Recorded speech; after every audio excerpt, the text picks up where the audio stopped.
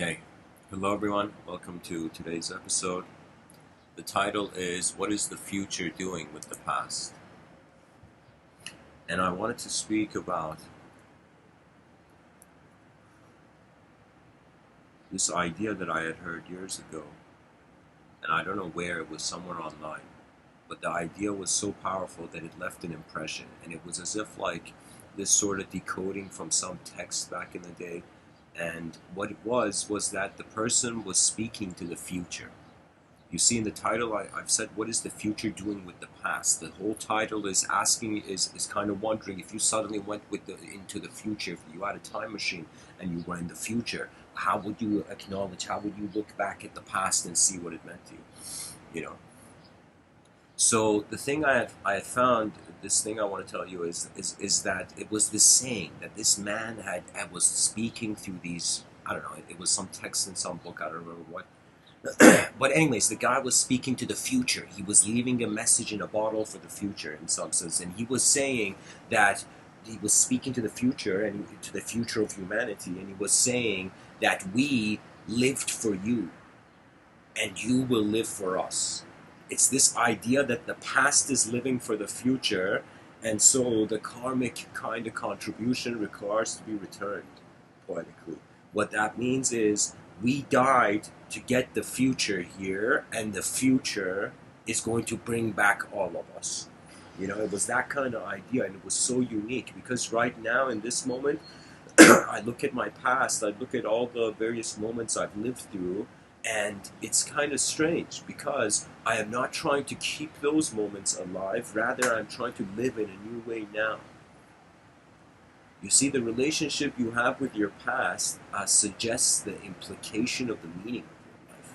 You know, there are people who they can't get over their past. In the past they were hit, they were pushed, they were pulled by something, they were denied access. And so years will pass, but they still will be caught in that moment. You see, that's the thing I realize about the mind.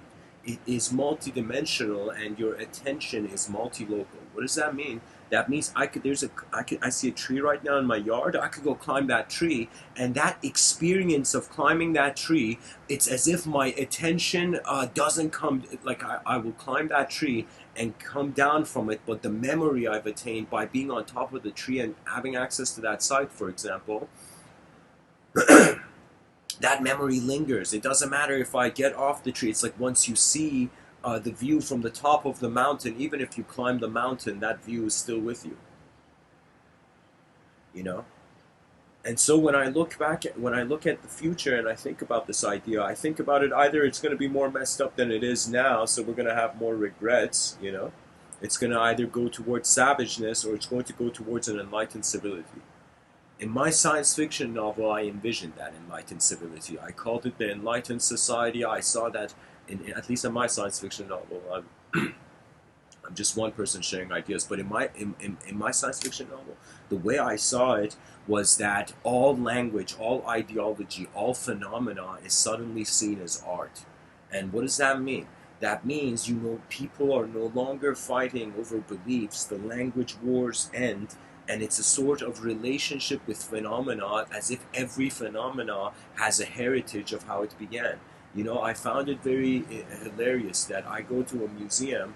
I remember being in New York, I went to the MoMA. And I remember seeing all that modern art, and then when you look at, right now I'm looking at my yard, the amount of colors that nature has, the amount of ways that you can see endless lines on the branches, and phenomena, it's as if the whole world is an artwork we're living in, you know. And so really the emergence of the human being is to create art, but it's not to create art in the sense like everybody's drawing on a piece of paper, you know.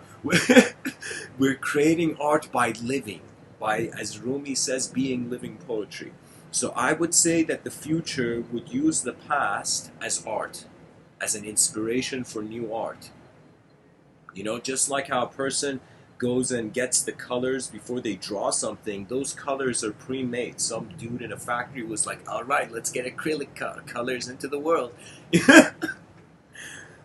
And so that's the thing. It's as if there is, the past is, you must always meet your past with honor. I will tell you this, whoever you are, it will save you so much karmic turbulence. If you just honor the past for the effort of its continuity, you see there's no such thing as smart or stupid people. If the species does something stupid and we all die, we're all stupid. It doesn't matter how smart you are. But if the species does something smart, then we're all smart. Do you see?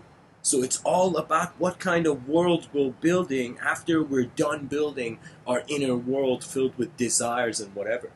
My inner realms, it was the kind of like I realized it wasn't the purpose of life. I felt that it was strange because light is entering your eyes. You don't actually, on some level, see external phenomena before light hits that phenomena, it hits your eyes. So what we see out of reality is light plus the phenomena. Light hitting the phenomena and reflecting into our eyes. Just the fact that there is light is just mind blowing. You know.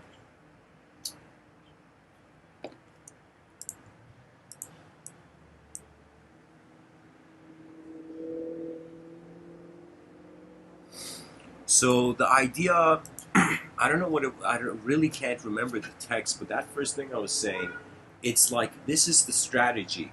We live in a smart way, 8 billion of us on this rock, for the future, and the future can potentially live to for us. We don't really know. I've listened to a couple, not couple, like a lot of different lectures on how human beings perceive the nature of reality. And you know what it is? Through any person's system of trying to comprehend something, it eventually reaches the unknown. When it reaches the unknown, the direct experiential explorer is the only method left. That means you can know something as far as it has been known by your species. But if something is unknown, then you cannot expect to know it. And I'm thinking, like, when you look at all the scientists, all the philosophers, all the scholars in the world, what have they been doing? They have been looking at what is in front of them and wondering if it could be seen in a different way. That is the value of philosophy, Scientists recently, they don't, like, it's always like this back and forth between the scientist and the philosopher. The scientist is like, kind of like in the middle, in the agnostic position. Sorry, the philosopher is in the agnostic position, but that's the thing is,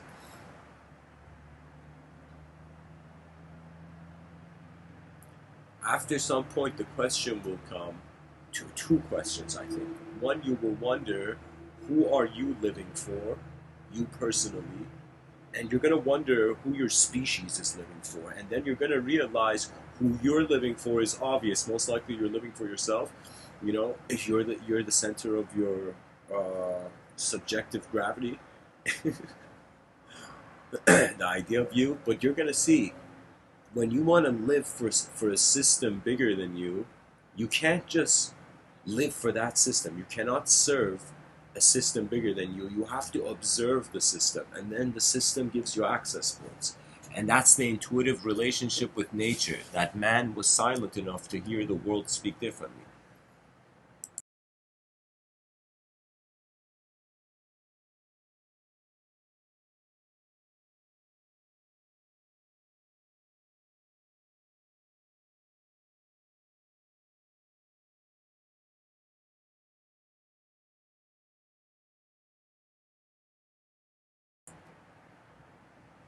Do you know how many ideologies, how many ideas roam this earth like bewildered beasts? Do you know how many human beings, their whole life is just whatever in front of it? Beyond their sensory perception, they don't wonder, they don't question, they don't even feel there's a need to. It's as if the world is content with thinking that we're just atoms hovering in the middle of nowhere, not realizing that if there is to be a greater, higher dimensional relationship, we have to allow ourselves to see that dimension. That means, what if the higher dimensions are only accessible through activity? That means, or not only through activity, but I mean it's like through an engagement. You know, I could look at that tree and think that's one kind of tree, or that tree is the first way I saw it, or the first way I understood it. But I'm going to say no. That phenomena has multiple meanings based on the amount of candles there are in the dark room. Right now, I'm a candle, you're a candle, 8 billion other creatures on this planet are a candle. And why are we a candle? The way we're a candle is very different than the way animals are a candle. Okay? I would say most animals, they are still in the unconscious of nature. Something happened that pushed man towards the consciousness of nature. Whether it was a relationship with the plant life, whether it was a relationship with animal life, whether it was a relationship beyond animal life, whatever it was, something caused this creature to stand up. Because it shocks me. When I look at the biological organs, I mean, like, I'm going to say this as just a general thing, but when you look at the human body, you cannot ignore your animalhood. You're a creature, okay?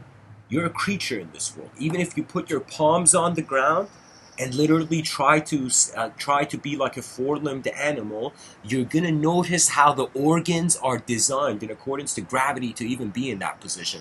So I feel that something caused this animal to stand up too soon.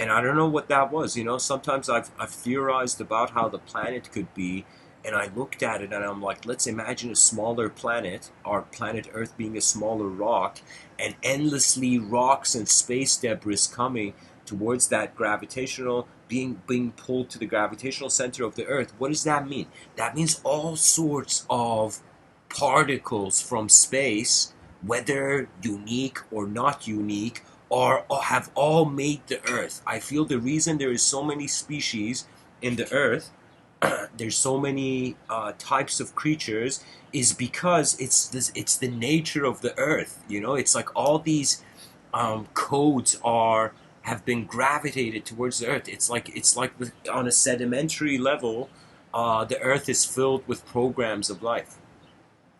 In light, perhaps, is the activation. It's very strange. It's as if like the potential design is in the Earth, and how that design sprouts is it's like, isn't it fascinating? You know, for me, just the fact that there is a sunbeam, you know, there's a sunbeam, and there is a relationship of plant life with the sunbeam. The fact that it's as if the designs relate. It's as if the design of the sunbeam and the design of a plant, kind of the seed sprouting from the soil, from the light. It's as if, wow, you know. It's such a unique correlation, a unique relationship where, of course, Darwin had to see some sort of adaptation and evolution to things.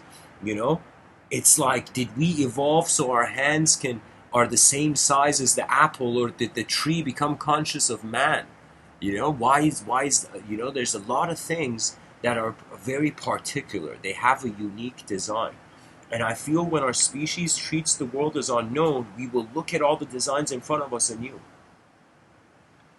And that will be the glory of the new civilization.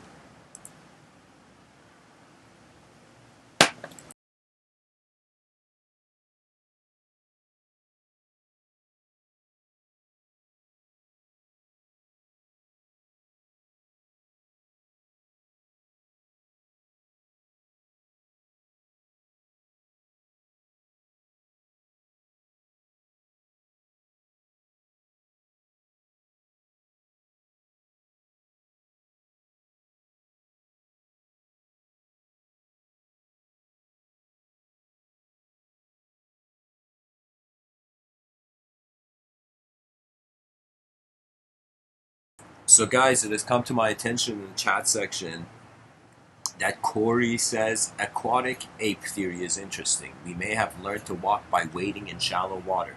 I mean, sure, sure. I think it could have had another reason.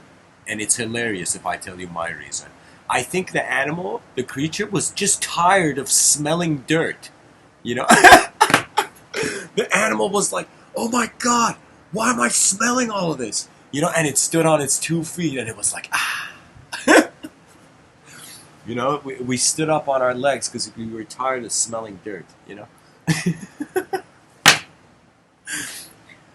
Guys, these are of course theories. You know, the whole idea is that something we've reached a level of knowing it, and when it's the unknown, that's when the mind of man engages and animates. And really, if we don't participate in building an advanced civilization, we are building something not for us.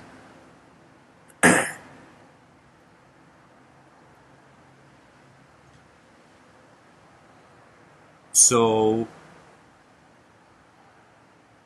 guys, any questions you have specifically from me in the chat section, just put MW in front, you know,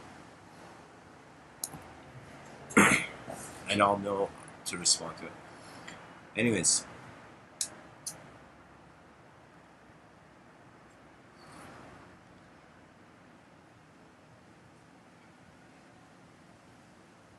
for me, the future feels like the seeds for the future have been planted.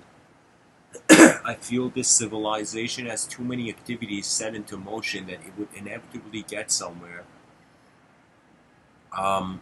This is kind of part of my own school of thought, but I really sat down and I looked at it and I found a common denominator.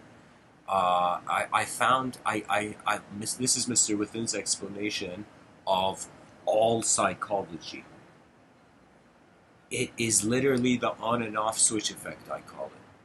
The on and off switch effect is literally this world constantly getting a tan. Gaia was getting a tan. And what does that mean? That means the psychology of the animal awakened with light, and it reduced without light. So you can totally see that the creature became conscious of itself, then it became conscious of its unconscious with the absence of light. Okay, so shish kebab. Sorry, man, I can't read your name. Shish kebab. Interesting name in the chat section.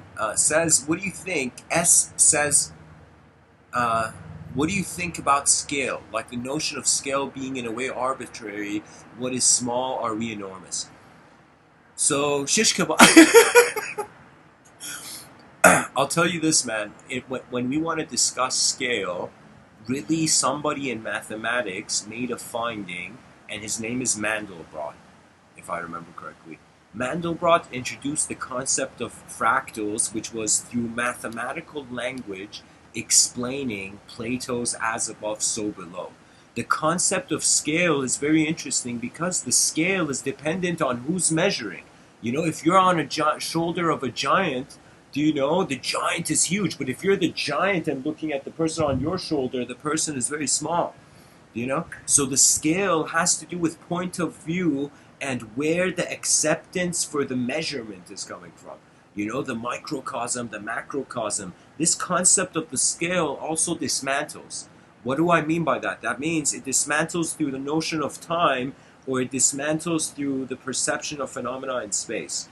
The notion through time is very easy. Even Einstein has given a clue. He says we created time so everything doesn't happen all at once.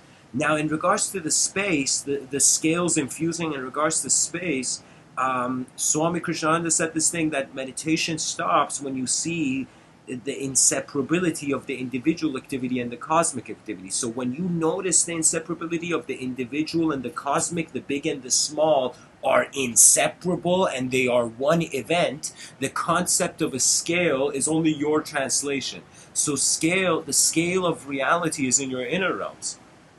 And when you realize this, your ability will change. Because ability is in some sense an inner authorization.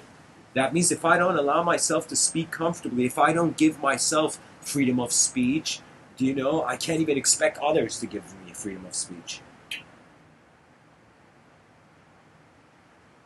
So I would say it has to do with the angle. If you want to look at phenomena as if like somebody once asked me about past lives and future lives. They're like, do you believe in past lives? And I was like, hey man, what I think I am in this moment, let's say, is like poetically 12% of my whole being. So for me to see a past life when I see only 12% of who I am and the rest is unknown presence is like to see the past life. It's again storytelling at its finest. It's not storytelling at its finest. It's just that we are creatures that identify through dualism. So when duality goes away, any scale changes. There's everything is one thing or nothing beyond duality or infinity.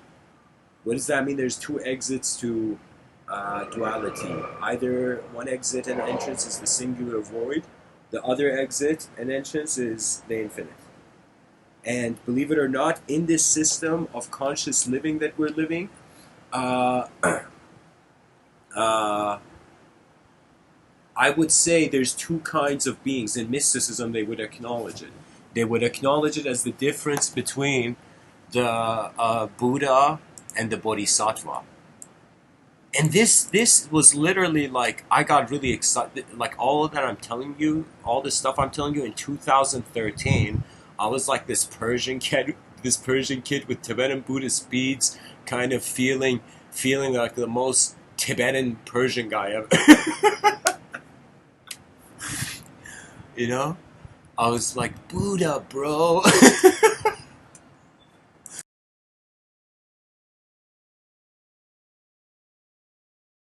But this distinction between the Buddha and the Bodhisattva is it has to do with the idea of the scale, and it has to do with the scale of responsibility that you experientially have before you're a concept, you know?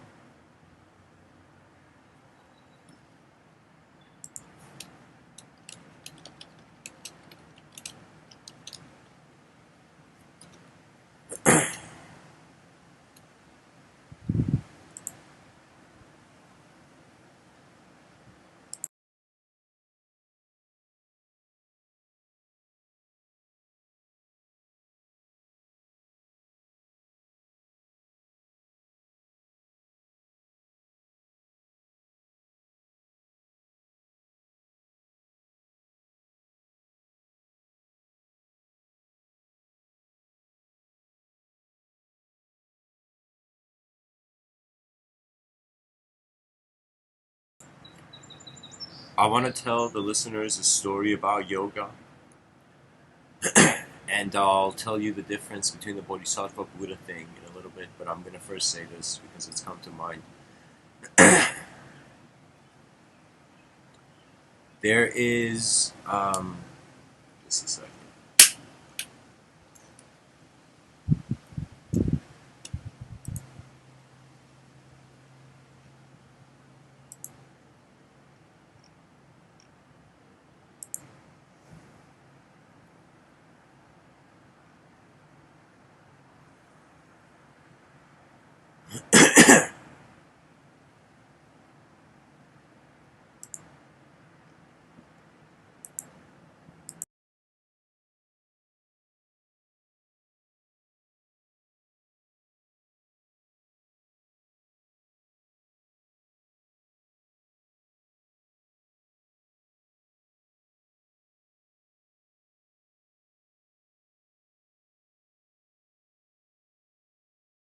So, guys, I want to read something for you, and I'm going to tell you a story first.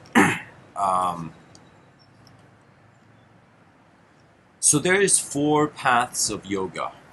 Okay, I mean, yoga. It's something that is way more complex than just one person talking about it, saying there's four paths. It's way more complex. But I'm going to tell you generally how it's perceived, and there's a story I'm going to tell you which is going to make you remember properly these different kinds of yoga. Okay. I'll tell you the story first. I mean, so there's the Bhakti yoga. Bhakti yoga is the yoga of devotion. It's literally enlightenment through love. You know, the Bhakti yogi is kind of like being honest and true, and then kind of the divine of the universe, the divinity of the unknown, kind of holds their hand and accompanies them past samsara. Okay, poetically, I'm saying that. Then there is karma yoga, which is through action. and it's the type of work you do. It's kind of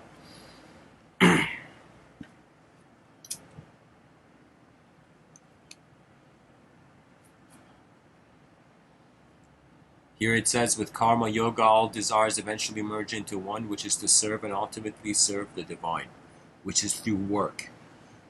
It's like some people are loving their way towards enlightenment, some people are working their way towards enlightenment. Karma yoga, you know.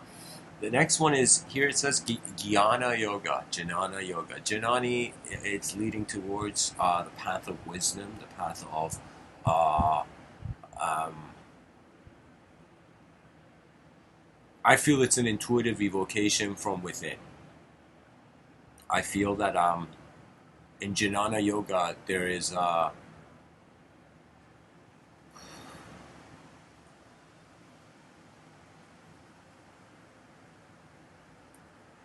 You're just trying to walk through the staircase that the great masters kind of made on the mountains in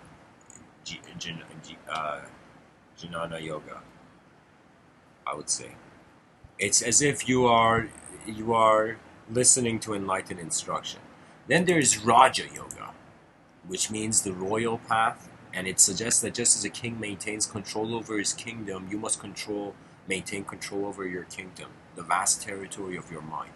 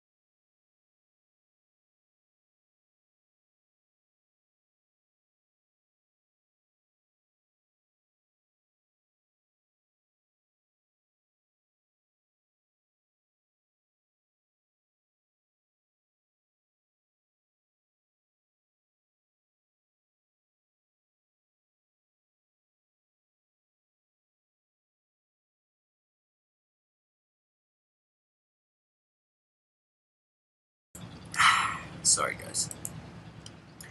I had to handle something.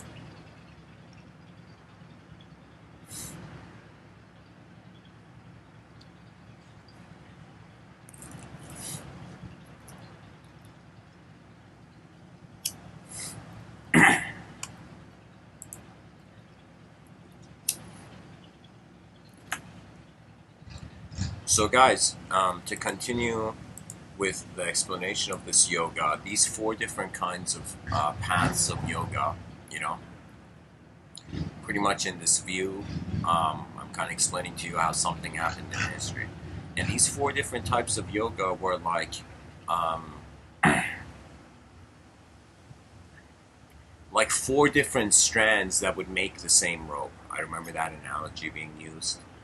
The story that I heard was a story that was actually from Sadhguru. It was a great story, and it said that these four different yogis, each trying a different path, you know.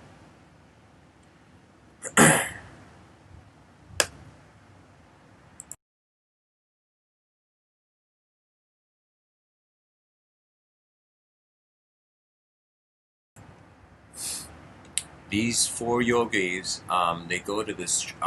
They're walking in the woods, and they come to this temple. And in this temple, there's a statue of Krishna or something, and suddenly it starts raining. You know, and before it started raining, if I remember correctly in the story, the four yogis are arguing over which path is correct, which path of yoga is correct to take. You know, and then suddenly it starts raining. Then all four of these people go underneath the statue of a deity that was there, and when they go to that statue, they, what do you call it?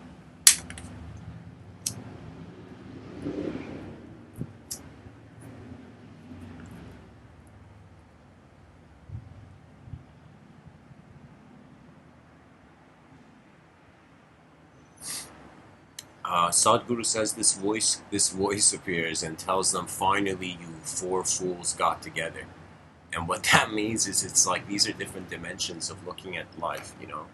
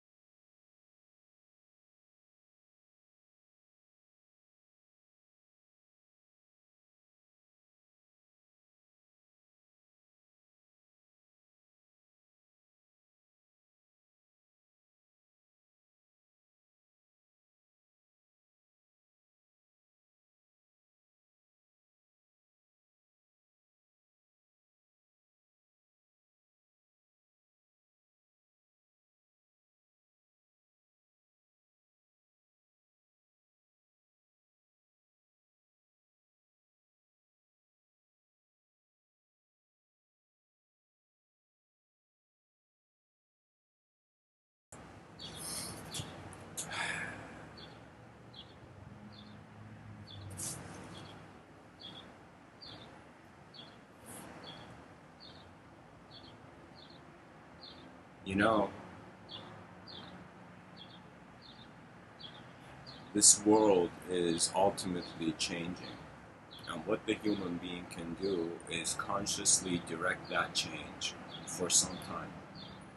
When I look at my biological existence, my consciousness awakened through it. It was as if, like, when I go back to my earliest point, when I try to remember, of course, I have memories before being a person of language, but usually it goes to a place where I'm not an individual. So before we were individuals, we were awareness of space. We were awareness in space. And I feel we have individualized. And this individualism is under the test of time. And based on how the human being communicates, how technology advances, you know, religion doesn't want the world to change. Science wants to change the world. And philosophy is wondering if the world was ever here.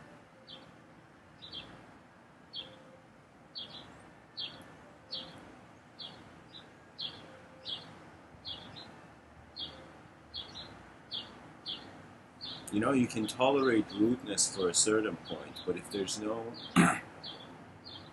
intellectual backup,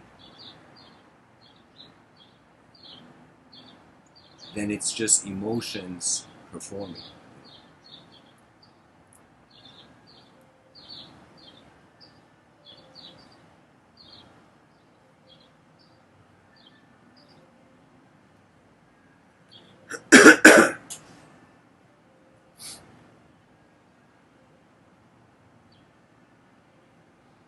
You know, I had this feeling to read for you, go into a quote tunnel of Henry David Thoreau.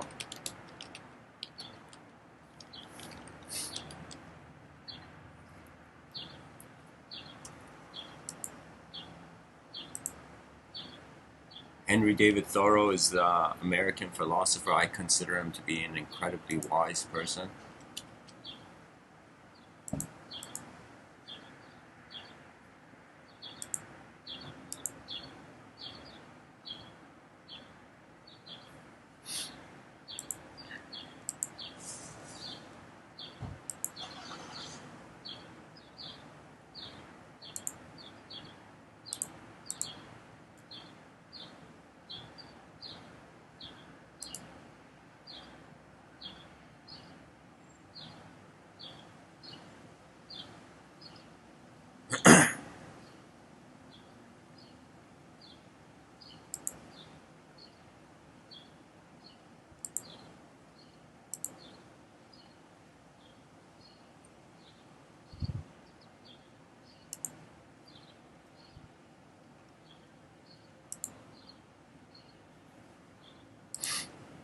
Henry David Thoreau, guys, by the way, just to explain the quote tunnel, it's just something I created in part of these shows, these episodes where I just read different quotes from like a certain person in history just to see how their eyes opened up to the world.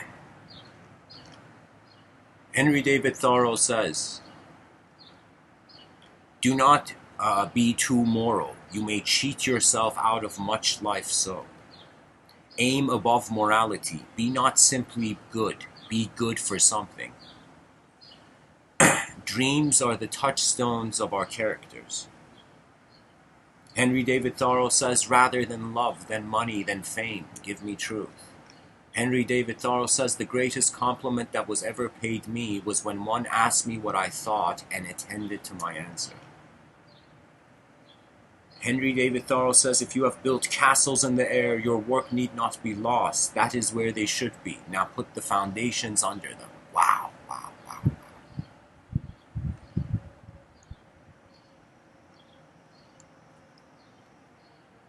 Henry David Thoreau says, "You must live in the present. Launch yourself on every wave. Find your eternity in each moment.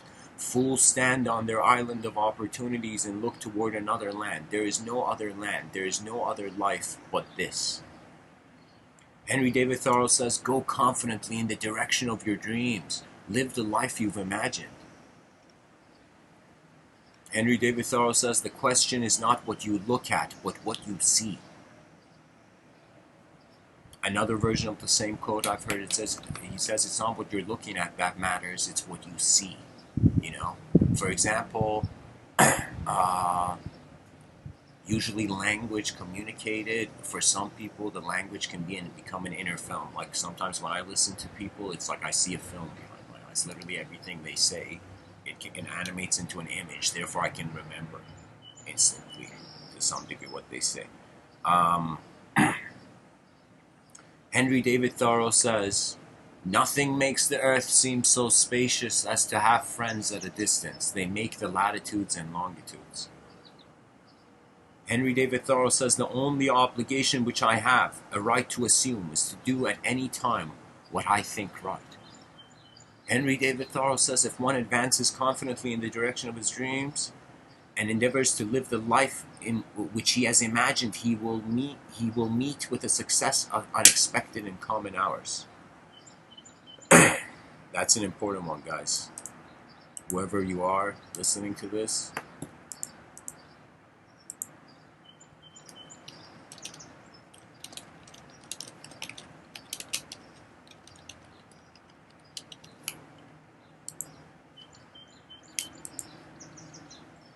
Henry David Thoreau says, "I would rather sit on a pumpkin and have it all to myself than be crowded on a velvet cushion." Henry David Thoreau says, "Books are the treasured wealth of the world and the fit inheritance of generations and nations." Henry David Thoreau says, "The cost of a thing is the amount of what I will call life, which is required to be exchanged for it, immediately or in the long run." Wow, what an interesting view. That the cost of something is not just the money, a component of it is the attention, is your life force going towards that thing, you know?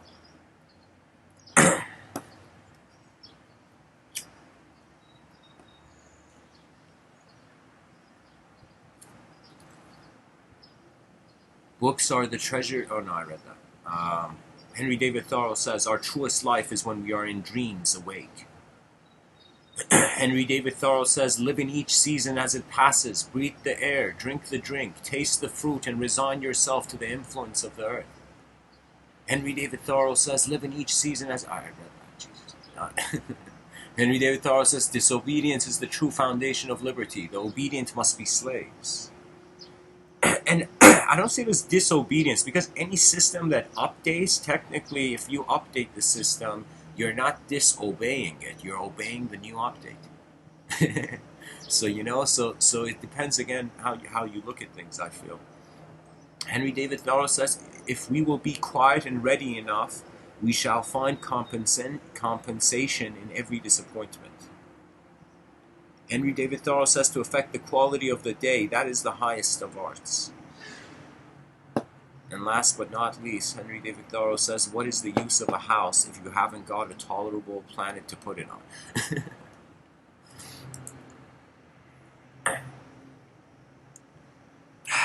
I think it's time.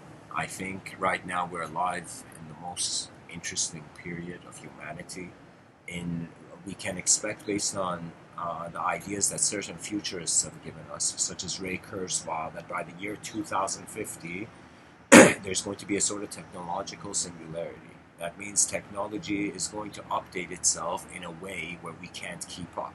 So we can expect that by the year 2050, whatever kind of way we human beings have lived, then we would come to a challenge where our attention will have to wonder about its intimacy with technology, the nature of our attention. If you want to be afraid in this life, you can be afraid right off the bat. You're on a rock in the middle of nowhere. An asteroid can hit this rock and everything can be destroyed. The fact that we fear emptiness is denying us to create the new.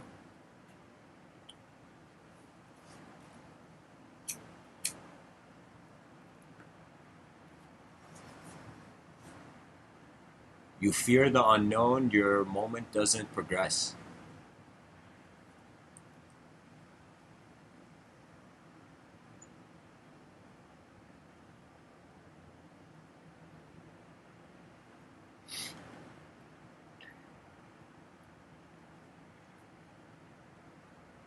I'm kind of thinking that before 2050 is like 30 years.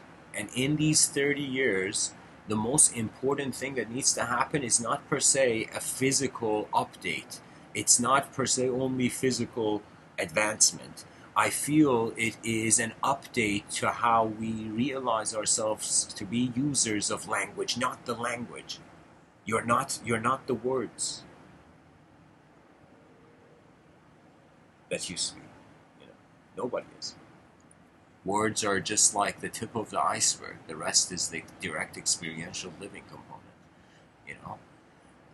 You know, like when I say the word squirrel, I call, like, I see a squirrel on a tree right now. I call that a squirrel. You know, but that, you think the squirrel calls it a squirrel? You think if I say, "Hey, squirrel, come here," the squirrel's gonna be like, "Okay, you called me by my name. I'm gonna come." No, the squirrel doesn't identify with the squirrel. It's a pure experiential level with a heightened intuition of the senses.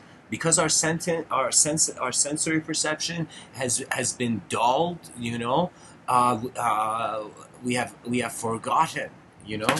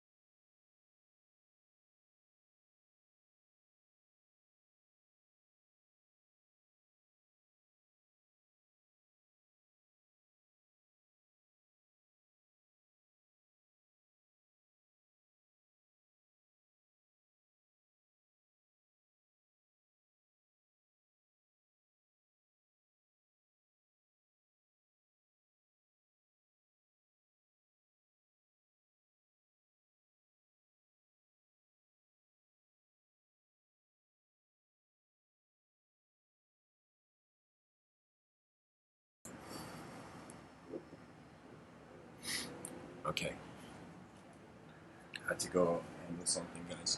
Anyways, let's get back to it. There's a quote by Hafiz. He says, "Fear is the cheapest room in the house. I would like to see you living in better conditions." You know, fear usually unauthorizes. When a person fears something, when something overwhelms them, anything in nature. Imagine you just right now see an alien on the street. You're walking, suddenly you see an alien in the street. Imagine. Right? So that would immediately, it would be a form that is so unfamiliar from how you're recognizing patterns throughout the day that it's as if, like, what do you do with something you can't understand? And most people immediately they push it away. You know, if something is different than how they have been raised, what they think is the world should be, then they suddenly uh, become warriors of wars in their head. You know, for me, it's like asking the question that if in the future we look at the past, depends on our contentment. The more the future messes up, you know, the more it's going to want to return to the past. You know, but imagine there were no mistakes. Imagine we were a civilization that just suddenly became civilized, and we're an incredible civilization performance wise. That civilization would just go on, progress ad infinitum, you know. So there are ways of looking at life where you think it's like, what if I never made the mistakes that I did make in my life? Who would I be? You know, what if I had succeeded 24/7? And you see, no, nature is beautiful in the sense that it is here, and also the fact that it cannot be here. It's our mortality that gives us the ultimate inspiration. So I would ask this question that if we had a time machine right now, let's say we made a time machine, let's say you went to a grocery store and you saw they were selling like pocket time machines. And you were like, yeah, I'll get a pocket time machine with a bag of chips too, you know? And the person gets this pocket time machine, and that's the thing. If you went to the future, there would be some interesting questions to ask. In the future, will we still be individuals? That's a very important question for philosophy to go after. You know, philosophers all over the world need to ask this question: how is the way the creature being an individual to itself changing in the environment as more information is arising? You know, and especially with the AI, you know, soon AI will be here too. You know, it's like the future feels to me like a gathering of technologies we haven't discovered yet.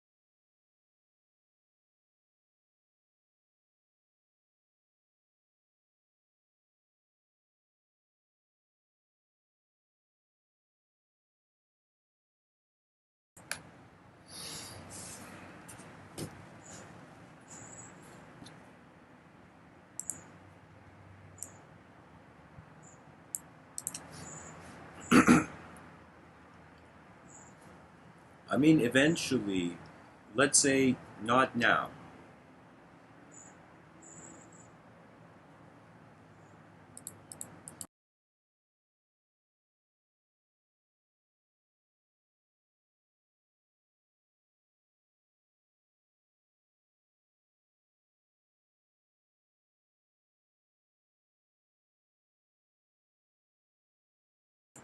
Let's say, imagine whatever we hold back from doing now in the future, someone will come and do it.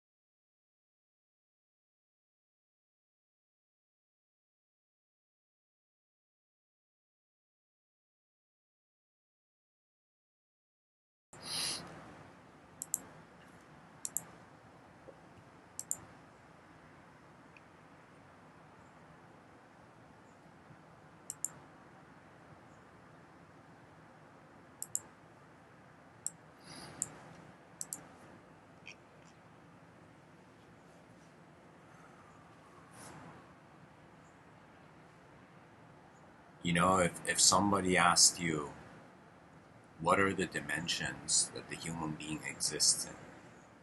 You will see they are all particular to how you see yourself. And yourself is what you have the most familiarity with. You know, this is why desire, it's kind of like an evolutionary sign. You know, the fact that the creature desired to continue. I feel that the question of how the future sees the past or what the future will do with the past is the same question as asking, what do we do with the words of Socrates? What do we do with the words of the ancient world? What do we do with everything that they contributed to keep alive on the surface of this earth? What do we do with all those scribes in history that never knew who was going to read what they wrote, and they kept it? And really, history is a game of keeping the stories of the world alive to itself. I feel the era of advanced communication, as it has begun, human beings will start realizing themselves as more of an advanced communication of nature, you know, because the suffering that happens from your inner realms is claimed. You I don't want to say you hold on to the suffering, but you own the suffering the same way you own, like right now I'm looking at my computer, you know, I own this computer. The same way I own this computer, when I suffer, it's like I'm owning my suffering. But when I ask who owns that suffering, then I am led to a recognition that whatever I do in this life, whatever I conclude, the attention is just present. That's it. We're being regardless of whatever we do. Now, the way we do things, our actions kind of set into motion. Uh, so it's like you're being something, and then as you do things, this being emerges with speed and direction. So I would say that you are an individual as much as you move. That means it's like, you know, if trees started walking, you know, just imagine trees. Imagine trees. Just their roots got out, and their roots were legs, and they just started walking everywhere. And that would be a point where we're like, okay, I think we gotta start treating these trees like animals. Do you see what I mean? So it's the individual movement, even the direction, consciousness. The fact, if you want to know you're conscious, it's just realizing you can direct your attention. If you can move your head left and right, you are you're in the conscious waking state. The attention can be used. It's like right now I'm an energetic being. You know, you know how many people throughout the years have come to me and they saw me giving these talks and they look down upon it. You know, I could totally see some people. You know, every person on this planet, you look at their eyes, you instantly know what they care for. At least I don't know. I feel I can get a very correct estimation by just looking at a person's eyes and attention, or how even language expresses through the being. You know, even when I look at the chat section, that's the different thing. It's as if like watching code on the matrix screen. You know, the language that is suggesting how the world is looking at itself. We can feel in the future it will be either one mind or there will be no mind. No mind means the future we can't. It's like it stops existing.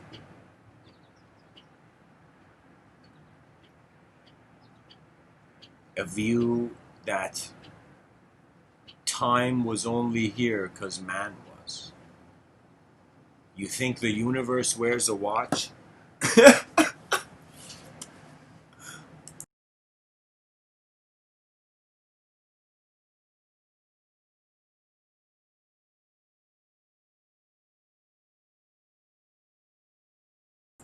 So Corey says, and if you stare into the abyss stares back, something like that from Nietzsche. It's very true, very scary. Corey, let me tell you how Friedrich Nietzsche meant that sentence. You know? Before that, there's a line, before the sentence, like when you stare into the abyss, the abyss stares back into you. when you stare into the abyss long enough, you know. This idea by Friedrich Nietzsche, before he writes that, he also says that you have to be sure that in fighting a monster, you don't become a monster in the process.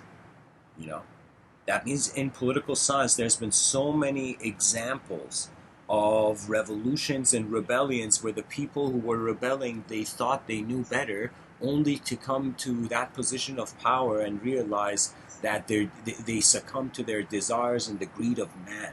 Because there is an existential problem everybody is trying to escape from, but the issue is everybody has concluded that the escape out of that existential problem is through allocation of resource. Because we're in a world where we've created the game of chasing after something, we are actually not living in life. The society's programs define our life.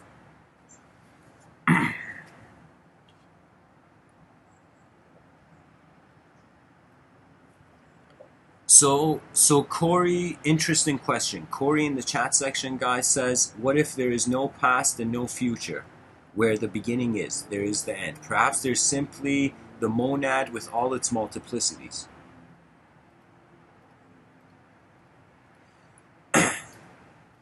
Interesting question, Corey. Let me attempt to respond to both of them. So in your first question, you say, what if there's no past and no future? Where the beginning is, there is the end. Perhaps there's simply the monad with all its multiplicities. Let me tell you what the issue is. The question you had said, where the beginning is and there is an end, what if there's no past and no future? Any human, any scholar, any mind, any conscious being who has come to that question, let me tell you what the issue is. If we are not content that it is an experience beyond the language threshold, you have to storify it. So I'm that guy in history looking at this whole life phenomena happening and being like, what if it is not the story we're telling ourselves? What if it is way more unknown than we could have ever imagined? What if a two-dimensional language is trying to interpret a three-dimensional phenomena? You know, what if there's limits? What if behind our eyes there's a field at work? You know, what if intelligence is a movement that is not separate? It's like, who says right now, when Mr.Within is talking, the universe isn't talking right now. You know, it's all perceivable as one action, in the sense that I said the advanced communicators, they're advanced not because they feel they can communicate in advanced ways. You're an advanced communicator because you're aware of the advanced communication of your universal sector. You realize as man is alive, so is his realm. So I would say that the thing is, what if there's no past and no future? Let me tell you, what if there is no concept? What if you remembered a memory of yourself as a child before you ever learned language? Who were you? What was your mind then? You're going to see your mind was your whole moment. And we're actually being the whole moment and identifying with a portion of it, you know? And this abyss is nothing to fear, because if you are the abyss, you are just looking in the mirror. But if you are the unknown, that means most people go through this life thinking that they know who they are. But what if you don't know who you are? What if? And what if that was an important question? And what if that was the only question that would cause the human being to see a different worldview, to attempt a different behavior? Because the strategy towards human behavior is very stoic. It's your behavior, it's your attitude towards the world that is more important right now than your action. But this balance will change, where in the future your action will be more important than your attitude.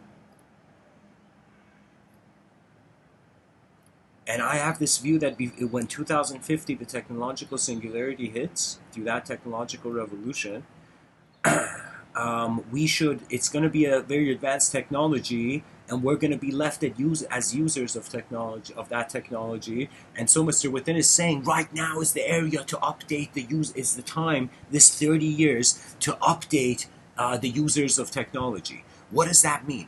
That means study your mind in every conscious waking moment, because 1/3 of your whole life is deep sleep. Did you know? When you sleep, it's a gap. In your dream states, certain people who dream, they have control of their dreams, certain people don't. You know, certain people, they called it astral projection. I'm not very fond of that, because let me tell you, your attention can shift the whole world. It's not even the body that can move. It can change anything in the dream state. But where we find we have the only chance to live for an advanced civilization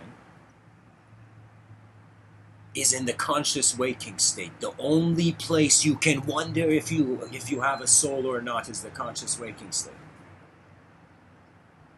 The only place we can wonder if there's something more is in the conscious waking state, where we have a stable control of the phenomena around us. You know, it took us 4 billion years to ask questions, and then people in this world are telling you not to ask questions, that it's dangerous to ask questions. Let me tell you, it's dangerous thinking that all of life has one answer.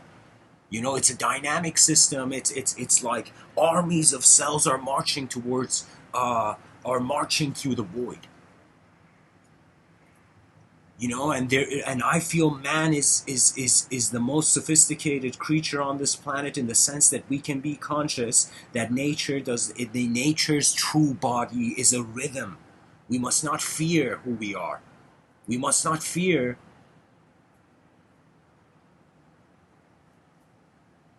who we can be as a species. It's definitely going to be a sort of battle between nature and technology, you know. Whoever you are, if you're alive and hearing me, go around in your community and try to see how groups of people see each other's worldviews.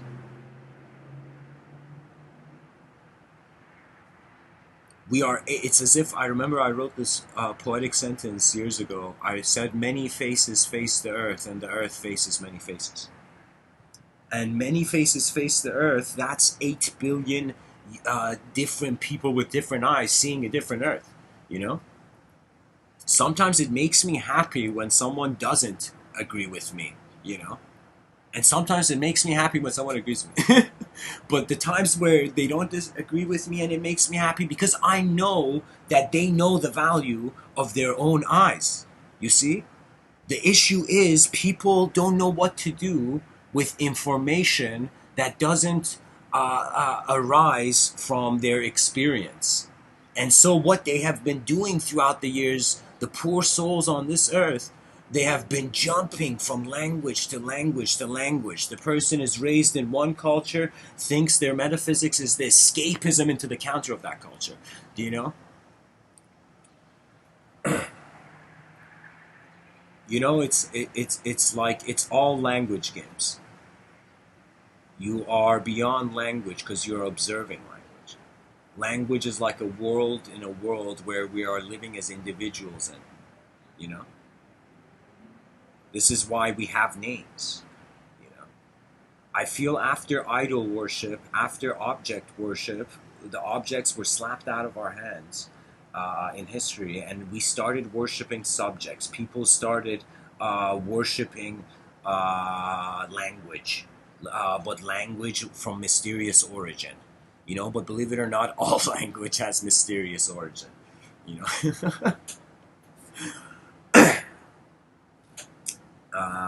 so you see what I'm saying, and this language worship has gone too far. So if you in this world are a person who can observe your objective realms, all phenomenology in front of your eyes, and you don't remain ignorant of your inner realms, which is where memory and your imagination is happening, you tell me, doesn't an advanced being imply an advanced awareness of the phenomena? So if you advance your awareness of your moment, you have dared look at the world further.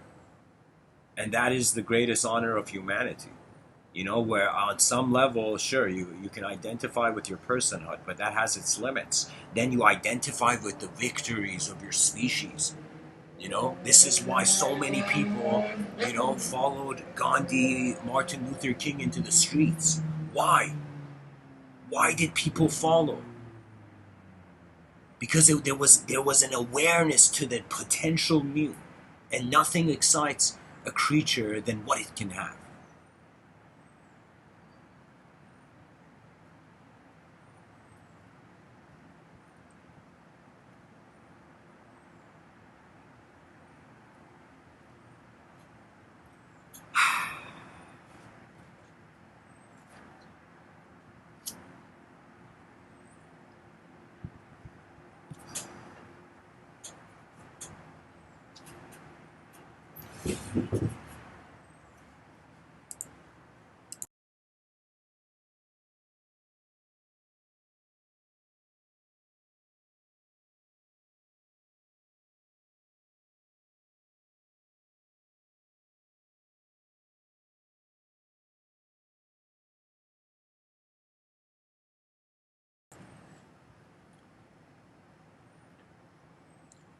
Right now, in today's society, the future is either extremely holding on to the past or extremely trying to let it go.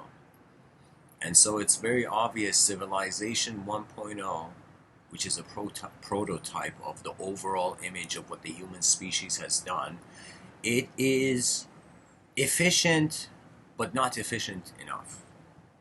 And there's two ways. It's like uh, the soldiers of the last war help you, or the soldiers or new soldiers help you. And what does that mean? That means back in the day, when change wanted to occur, it was actually like the plants, the trees were growing in the sunlight, the birds were chirping peacefully, but it was the kingdom of man, you know?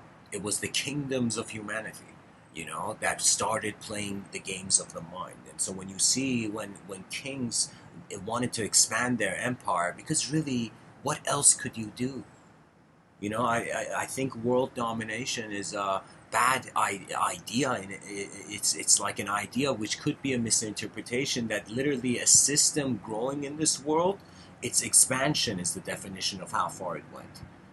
So you can totally see that every person in this life is trying to grow, and based on how they kind of meet the algorithm of the moment in regards to how they behave with the world that they perceive, their inner realms take shape. That means you could feel, you know, um, uh, like, uh,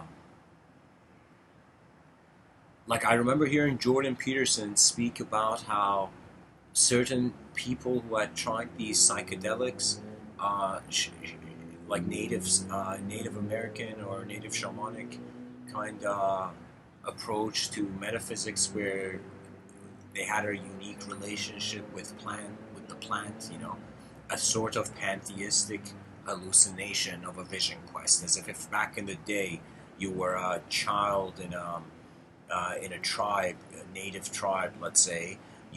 One of the most important events of your life would be when you were kind of called, let's say, forth to go on a sort of internal quest of what the destiny of the person is. It's many cultures where the person would go try to find some esoteric person, and ask the esoteric person, why am I here? You know? And the esoteric person, if the person was compassionate, if the person was wise, they would give you a mirror. But if the person isn't wise, they would give you a story. You know?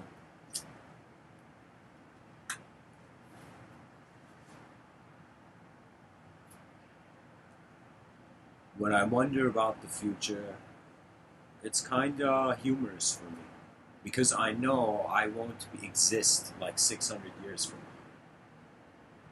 You know? But I can see that man can set into motion patterns that can out exist him.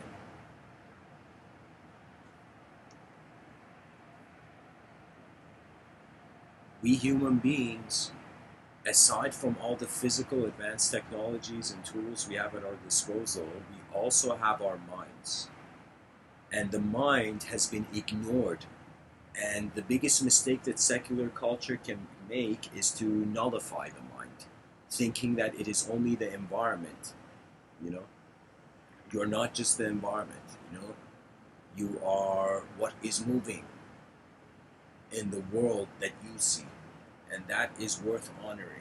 Your inner realms are worth honoring, and in some sense wondering about, because sometimes when you see something you can instantly realize nobody sees it. Imagine you're the first person on a ship and you saw a hole in the ship, and so you run to the people and you're like, people, there's a hole in this ship, come and help me.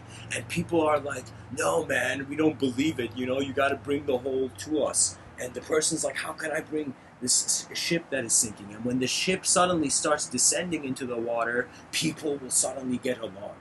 And then civilization will be pushed into a mode of duty, a mode of vision, a mode of action, where it's as if no longer it is about rational or abstract processing of whatever form is in front of your eyes. It becomes the unknown march. 8 billion human beings suddenly noticing It's as if time is with every sand of the hourglass falling, the winds are pushing harder against us.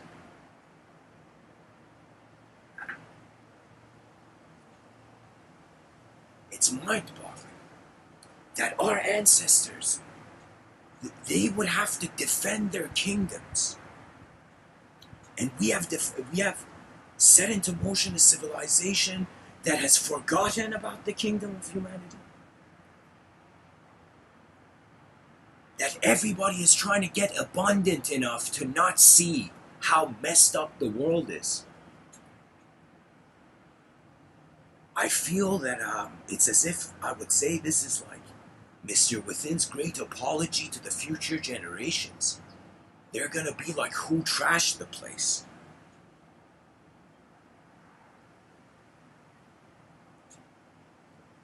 And then someone would pass tissues to the eyes of our ancestors, weeping for our faith.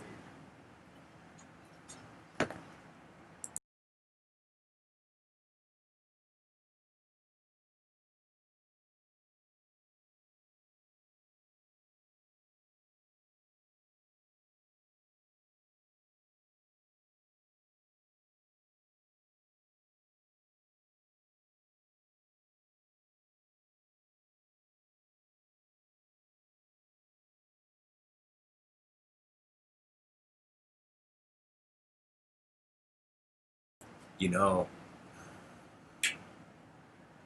the future is a potential. Right now, my relationship with who I will be in the future is that I decide what memories my future self has. I decide how I pilot into the future. And really, Mr. Within is saying, to the whole species, we are creatures. And the purpose of life is very obvious, that biologically there has been no advancement of this sort. That means you are the most advanced creature. Like, take that in. Whether we like to feel like kings or not, kings or queens, we are kings and queens in regards to intelligence compared to all the animal kingdoms, mineral kingdoms, plant kingdoms. We are the ones aware of the true value of this earth. We are the ones truly standing on this earth, In one of my talks, I playfully wondered about what if it was lions? What if it wasn't, our descendant wasn't a chimpanzee and some unknown animal or whatever? Like, our descendants weren't chimps. What if it was lions? And I wondered, what would that do with the psychology of the lion? What would a civilization that Milarepa says you only throw a stick at a lion once? As if he's tried it. He says you only throw a stick at a lion once. And what if we were such an advanced civilization that you only throw inefficiency at an advanced civilization once? That means you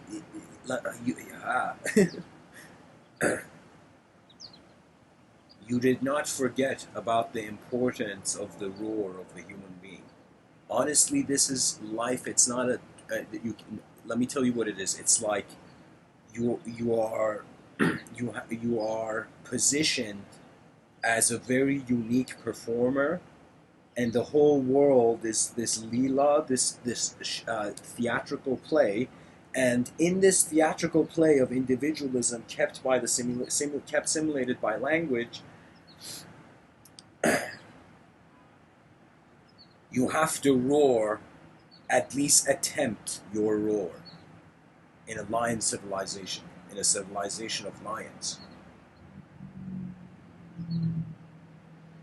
That means in every moment there is a choice. Strength and weakness is a choice. Depends on how smart you are to see which one first.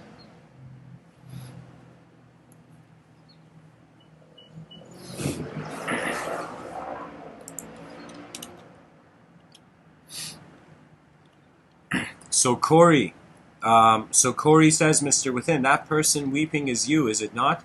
The human experience is one and is eternal. The living are never aware of death.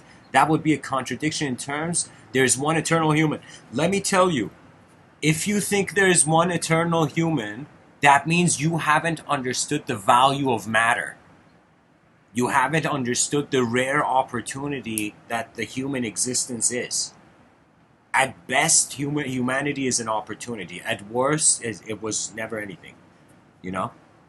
So, of course, right now, these emotions are coming from one person, from me. I'm the one speaking. But I'm telling you that if I am against, not against, but I'm directing people somewhere else. Meditation is trying to take person towards the non-conceptual cave. I'm telling people, after you, whatever you perceive that from that non-duality, you're gonna realize, like his round circle, the dual was divine. You couldn't understand it then. This is why the person it's like, if, think of it this way. If you are so Corey, if you are saying that you feel everything is an eternal being, is this being, this eternal beinghood, okay? Let me tell you this. Then it's an opportunity. It's your only privilege. Where else do you have an opportunity to be a human being, to see how far you as a human being can go? When else? Where else? Now is the only stage. And any ideological system that is trying to take people away from their responsibility here on earth is an ideological system most likely not from this world and not for people of this world.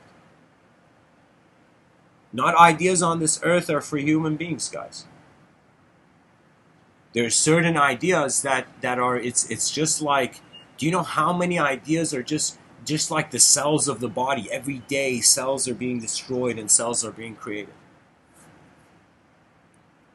Do you see? So it's the same with the kind of the grid of narrative behind our eyes. So I would say no. I feel we have a responsibility. I feel that eternal being, you don't see it with temporary eyes. So if you're an individual believing there's an eternal being, then you don't even see the eternal being. You're having an individual relationship. So when you're an individual, build an advanced civilization on Earth.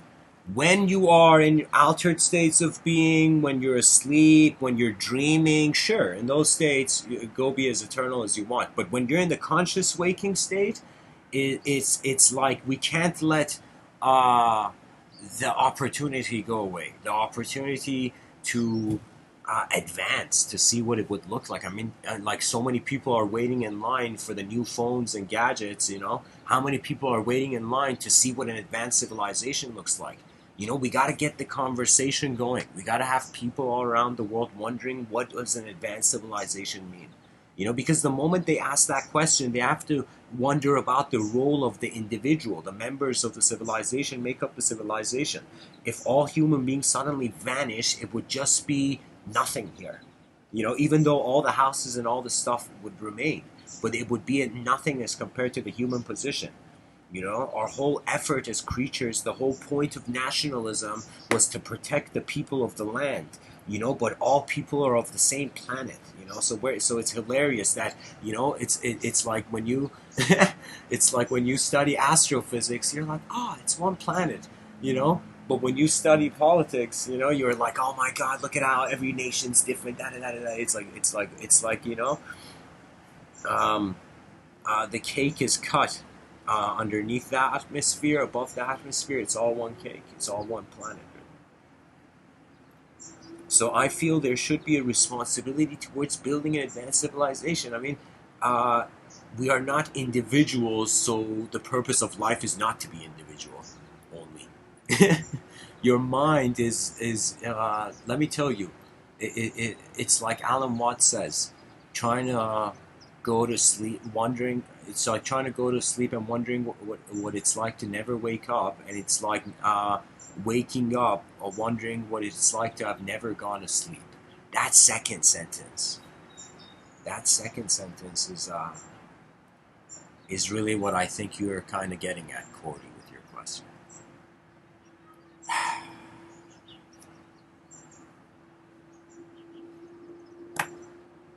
I mean, honestly, guys, like, what can the human being do?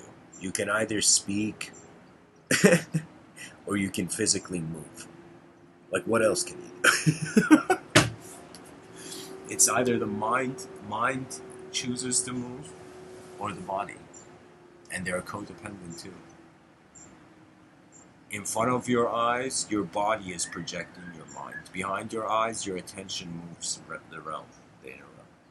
When you study your attention, you become an advanced communicator of your own intelligence. You realize, as if your intelligence was an instrument, how to play it, as if a prodigy has remembered. Yeah.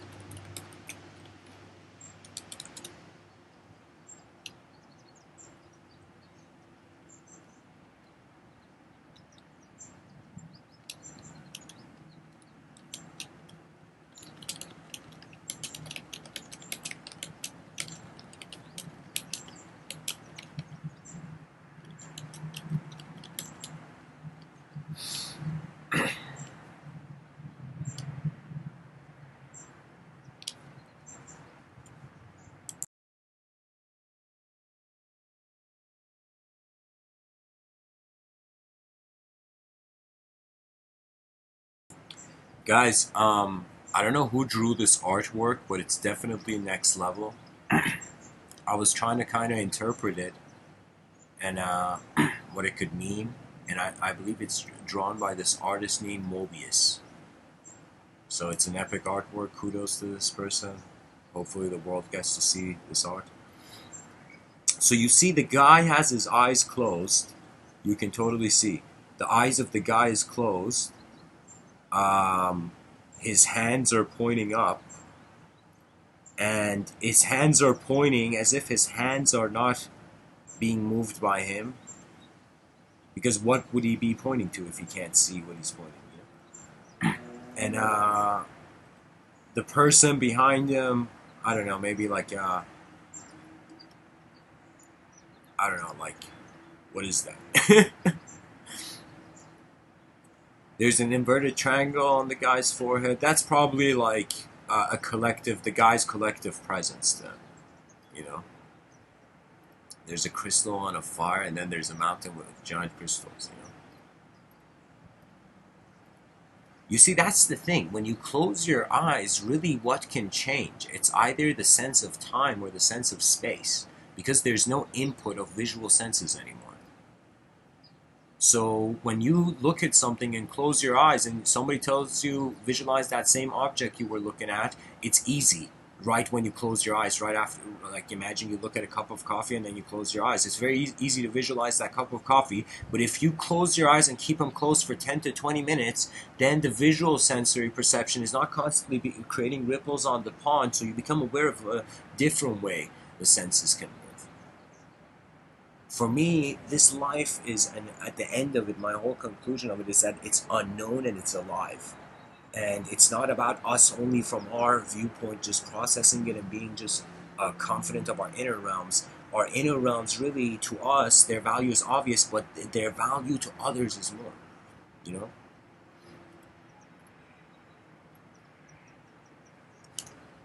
Language is our advantage, you know?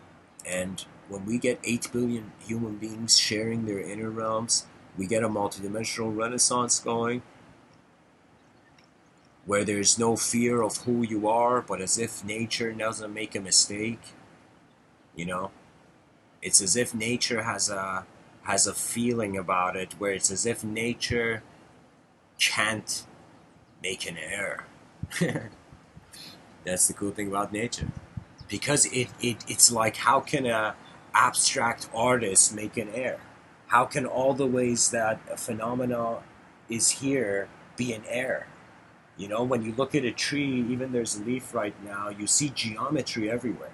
And so we have to choose to see a geometry if we choose to treat ourselves as individuals with free will. That means ultimately it will have a geometry, the geometry of the soul. Highly poetic.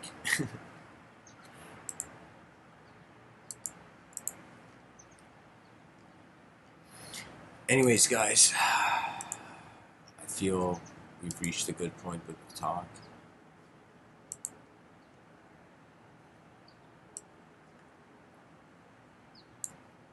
Let me see what I can say about the eternal eyes of the species. Does it have a value? I mean, it's pretty much this argument over for how long will we remain as just drops? Everyone's just their own individual. And how much will we be like a river, like an ocean? You know? That oceanic state of consciousness, I personally feel it is very far away. Right now, we have an attributeless unification, which is found in the potential, you know? It's like just like how it's like when a business meeting happens, it's like both sides get to see what they want out of the deal. Then the deal is done, you know? It's pretty much like you asking, it's like, all right, what are you seeing? What do you want? You know?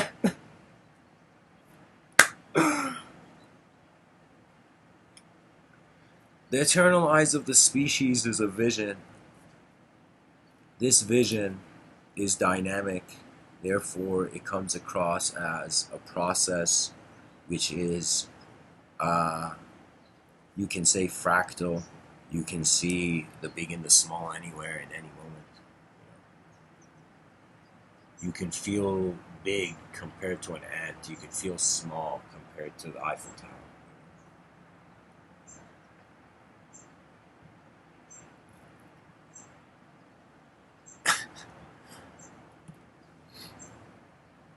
It's presence, really. And presence is the presence of our mind, and our mind is how we are being a person. It's like something worth of study. I feel every person should start a journal or essay collection of essays or whatever on how they have perceived their inner realms, how they have perceived how this phenomena of reality, imagination, the movement and shift between being able to remember one memory compared to suddenly being able to remember another memory, and how much of that memory is influenced by the abstraction of who is in the moment remembering, you know. So it's I would just see it more of becoming a process and the emergence of an ethos. Ethos means the inspiration of, let's say, groups of human beings, like a collective, the inspiration of the collective. Right now, children are not being born in a civilization where they're excited to go and kind of be in society.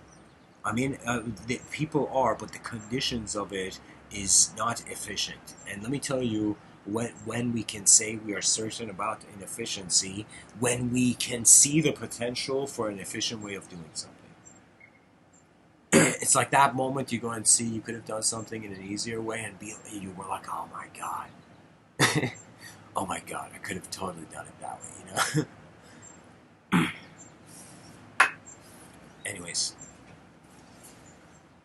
what is the future doing with the past? Probably preparing for its future, you know.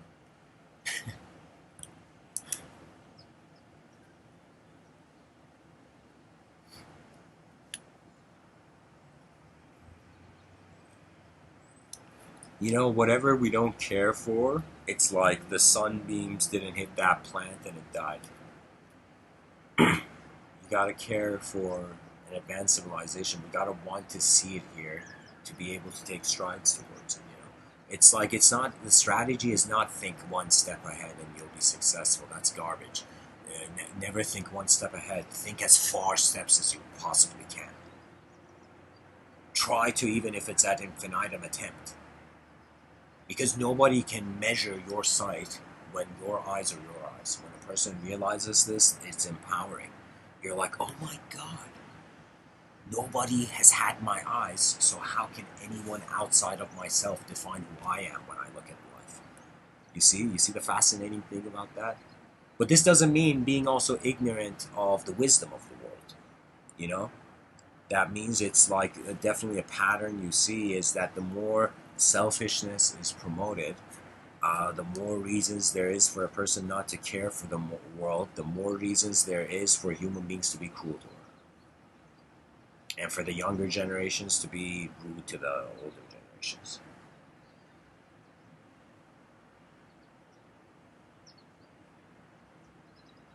You know, after some point, every soldier, every warrior in history, back in those days where they had to go to like kingdoms where it sees, the warrior looked at the sword, looks at the shield, and it's like, all right, what else can I do? And picked it up and ran into trying to contribute to the efforts of the moment. I feel everybody is a unique potential, and design is meant to be implemented and to be animate.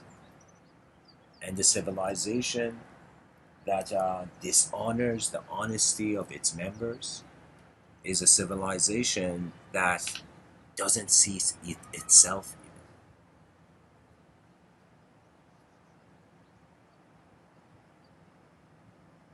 Observance is very powerful. It's like telling someone practice observance, and the person's like, how do I practice observance? They're like, no, it's like every moment you're alive and in the conscious waking state, just learn to enjoy watching how life occurs and going with it, and sometimes keeping a certain unknown dimension to it. That's very important. If you, with the moment you think something is known in a certain way, it's like nullified. It's like once you believe something is in a certain way, it's like, how can it be something else? You're believing it to be only in that way.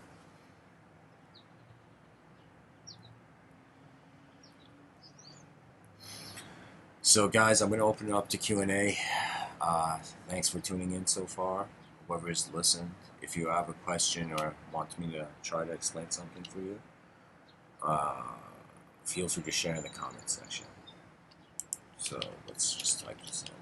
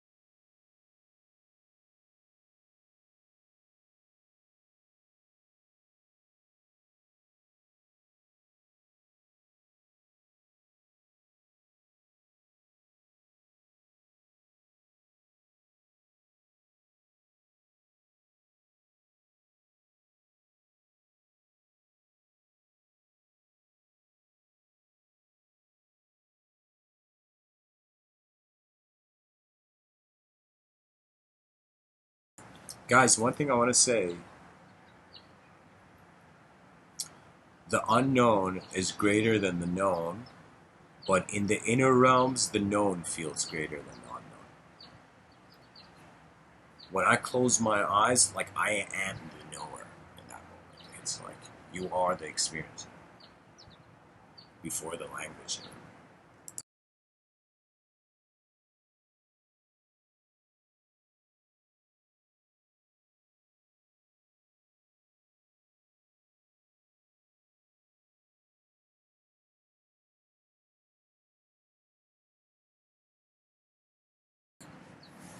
By the way, anybody listening and who in the future would listen to this, feel free to, the titles that are, the episodes that are questions, feel free to answer the question of the episode, the title.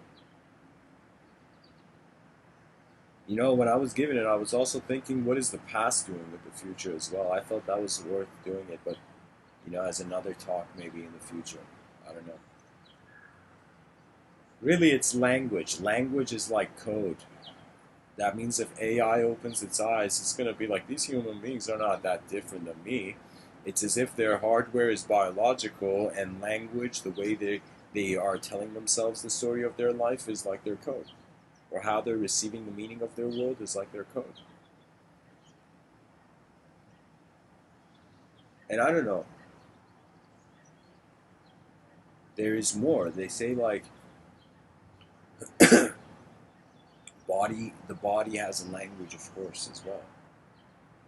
The eyes can speak without words being uttered.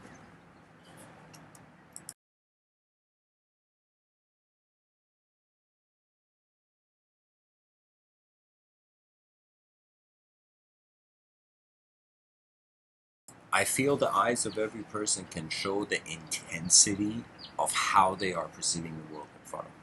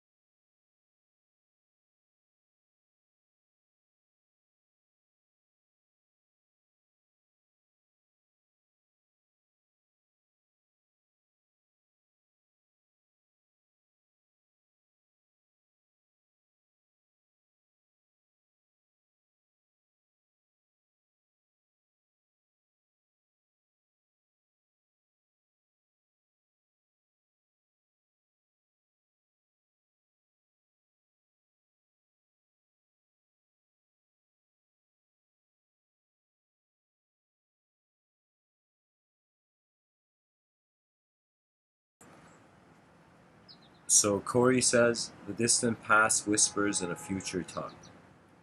First of all, nice statement.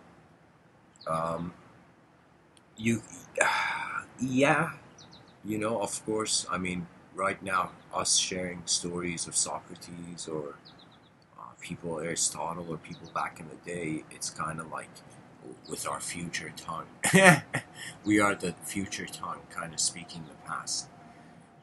The thing is it's like the world has a value to your inner realms, which is private. I hold a private value that anybody who talks to me in this world, they will never know that private value. Like how my eyes are when I'm purely alone. Nobody, like everybody's like this, that the dimensions of you that communicate to reality are not truly how far the inner realms go. Actually. So I would say the distant past whispers in a future tongue.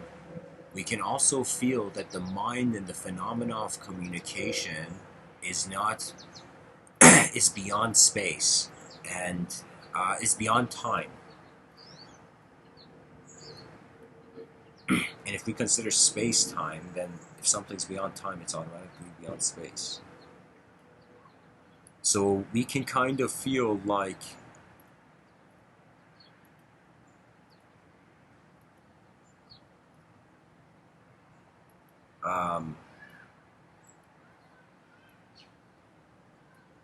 I don't know. Like I had this view that I mean, it's kind of building up on Rene Descartes' mind-body dualism. The mind is on its own dimension. The body is in its own dimension.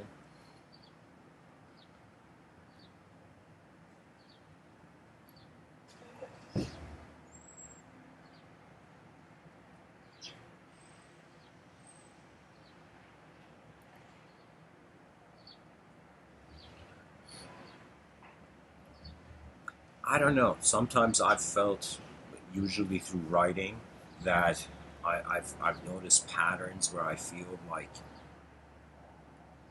it's kind of like if in the future we are a phenomena beyond time, then in some sense we have access to all points in time. So we have to kind of consider, if we were timeless, if a part of us was, if the roots of the tree which are in the soil we can't see, beyond the soil of sensory perception, the roots are there. So if we feel we are present in a way that is not the way the personality identifies, then it becomes a relationship with the unknown, and the unknown can be taken many angles. You could think it's from the future, you could think it's from another dimension, you could think it's from something outside of you, you could think it's like another being, in the room. When the unknown is something that the wise, they know they shouldn't touch. They don't touch the unknown. The unknown moves the known. You don't chase the butterfly, you sit still and the butterfly lands on your forehead. Your inner realms are actually the conductor, the symphony conductor of your intelligence. So it's like 50% the environment is kind of creating options for how you should be a person, and the other 50 is like, let's say, your inner environment, what you remember, how you feel, what you're looking at makes you feel, all of these things. So I would say that if we entertain Corey, if we entertain René Descartes' mind-body dualism, and the mind is timeless and the body is in time and space, then we can say it's like, and if the future is timeless, then every sort of speech is the future's communication. It can be seen that way. That means right now we think we're going from the past to the future, but actually it's like there's no past and future. Imagine it's like a toroidal field. It's like a donut energy field or something, you know? So it can, I don't know. I just feel that we need to start a philosophical revolution. A revolution where we're wondering about how language is identifying reality and what is our responsibility with the language we observe. Do you know how much, like, I wish, like, this concept of the outer realms and inner realms was globalized, and I feel one day it will be. You know what that would mean? Imagine people discussing, even the person, like, imagine it's all I don't know. Imagine the person coming to the person, and the person's not feeling well, and the person's like, "Hey, man, your outer realms, I can see you're sick. How's your inner realms? You feeling happy? You feeling cheerful? You feeling hopeless? What's going on? What's on your mind?" Whenever we ask that question, "What's on your mind?" that literally means share your inner realms with me. Where your attention is really. So I would say, when the mystics went to study the source, the origin of attention, and came to the realization that it's this inconceivable, attributeless collective movement, that it's collective because we feel we're individual. So, I mean, I agree. I think it's a nice statement, Corey, but I feel like you got to tell me, we're an individual, object-oriented creature which is going through time, and we're a phenomenon in space. Like, how many eons can we just keep being this until we get bored and wonder about, what else there is, right? Because for me, I was like, okay, science is doing something interesting. It's breaking the particle, perceiving the what's inside the atom, and naming those particles. The naming part of it is the same way back in the day, in the 6th century, people looked at the cosmos and they're like, hey, wait a minute, I'm a person and I was created, could the universe also be a person? Could the universe have a mind? And this wonder for the universal mind, I feel, led towards this envisionment of a narrative for God. I feel God was the 6th century attempt to personify the whole universe. Corey says, Mr.Within, when the world population is sufficiently small, humans share thoughts telepathically. The growth of pop created need for... You mean pop culture? The growth of pop created need for language. Let me tell you, it wasn't that. Sure, I could totally see how pop culture could influence language, but let me tell you, before language, before me and you were speaking, professors on language, in linguistics, stretching from Steven Pinker to Noam Chomsky, they see it that there was meaning before there was language. That means our inner realms were active, we just had no way of sharing them or communicating. And now we have that ability, and people are hesitant to share their inner realms on the only planet and stage where they can really. It's like who are you going to share? It's that moment where you're wondering, like, why am I wait? What am I really waiting for in this life? Because when you wait, at the end of it, it just ends. You know. Yes, it's also a Jungian archetype.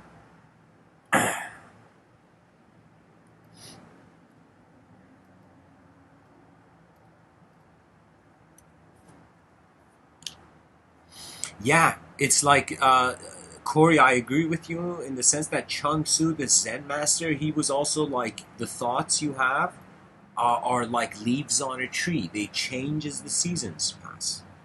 You know, so for us to think that a set of language is the only way reality moves is foolishness. Language is a layer upon reality. You know. So I'm that guy in history saying, hey, we've been worshiping language for a long time. How about we try something else? How about we wonder about what the mind is, and we stop hiding that question from the only people who can answer it, the only human beings who can answer it.